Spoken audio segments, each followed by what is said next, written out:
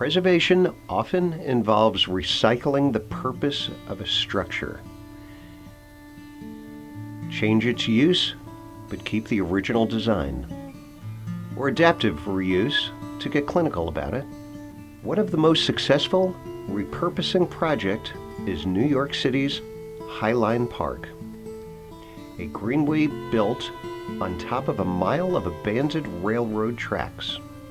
It's a metro attraction year-round that turned a not-so-pretty stretch of elevated tracks into a lush, open place to walk, attend a concert, or just chill. A similar plan for the old 7-mile bridge just south of Marathon in the Middle Keys is now in the works, and it's a great idea. Originally built as part of Henry Flagler's Overseas Railroad between Key Largo and Key West. In the early 1900s, the bridge was considered a major engineering feat at the time. It was replaced with a new span in the early 1980s, but it never lost its appeal to locals and visitors alike.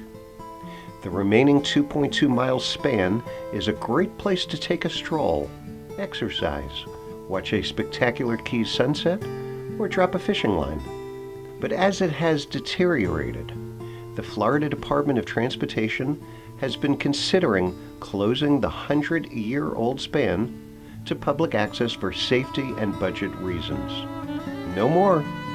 Thanks to the Florida Department of Transportation, Monroe County and the City of Marathon working together throughout the fall, a plan is being hammered out to turn the bridge into a park, similar in concept to the High Line. A little over $77 million has been designed by the Florida Department of Transportation, the county, and the city for repairs and to cover 30 years of maintenance. The Florida Department of Transportation will foot $57 million of the bill over the next 3 decades and retain ownership of the bridge. Monroe County will contribute $14.2 million and Marathon $5.3 million. A preservation group called Friends of Old 7 plans a fundraising campaign for private donors to help pay for beautification of the bridge and nearby areas. One of those neighbors is Pigeon Key, an island where Flagler's railroad workers stayed.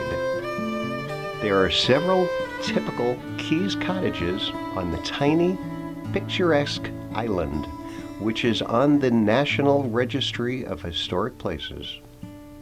The island, located under the old bridge, is open to visitors and can be reached by foot or bicycle from a bridge ramp and also by ferry.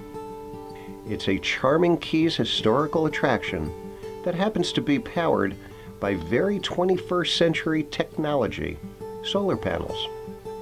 Converting the bridge into a park will be the boost for the island's staunch supporters and fans.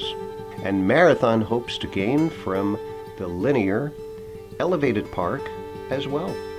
City boosters believe that it will draw overnight visitors who these days just stop for gas or drive straight through to Bahia Honda State Park, Big Pine Key, and Key West in the Lower Keys.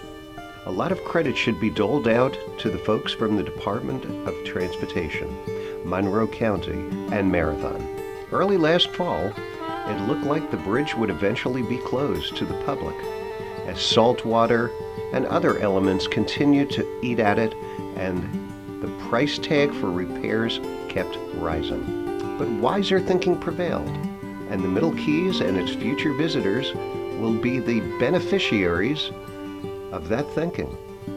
Mr. Flagler would be pleased, for sure.